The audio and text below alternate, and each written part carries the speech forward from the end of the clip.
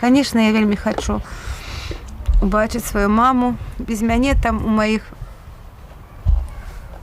народились дети. Мои сестры, у моих сестер народились внуки. Дзяўчынка, хлопчик рост. Я их не бачила. Хочу бачыць сваіх родных, сваіх сяброў. Напрыканцы 2020 года Ганна з малодшай дачкой і мужам з'ехалі з Беларусі. Цяпер Ганна працуе ў шэлтары для беларускіх палітычных уцекачоў і былых палітвязняў у Варшаве. Тут яна прыняла сотні рэпрэсаваных беларусаў, чые гісторыя падобная на яе ўласную. Прыходзілі да мамы, да маей, маме 80 гадоў, ператрусы рабіць у 80 гадоў. Яны затрымлівалі мою пляменніцу 3 разы.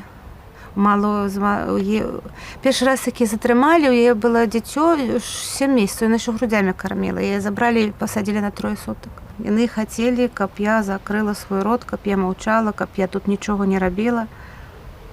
Старэйшая дачка Ганны, Елізавета, з'ехала з Беларусі праз 2 гады пасля маці.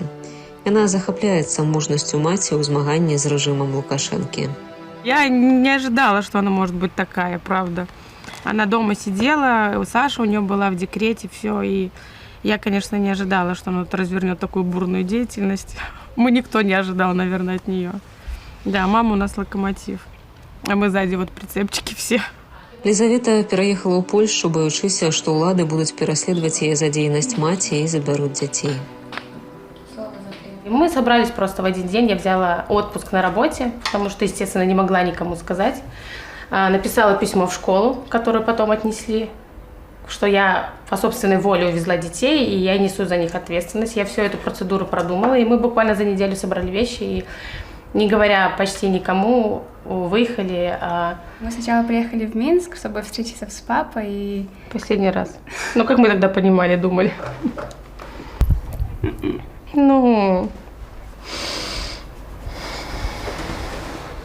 больная тема про папу у нас, к сожалению. Ариш.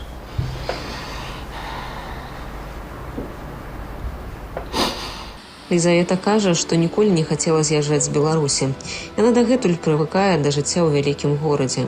Яна прызнаецца, што цяпер больш засяроджаная на сям'і і працы, але не перастае спадзявацца на перамены ў Беларусі. Все занимаются своей жизнью, все живут свою жизнь сейчас, но у всех все равно цель одна.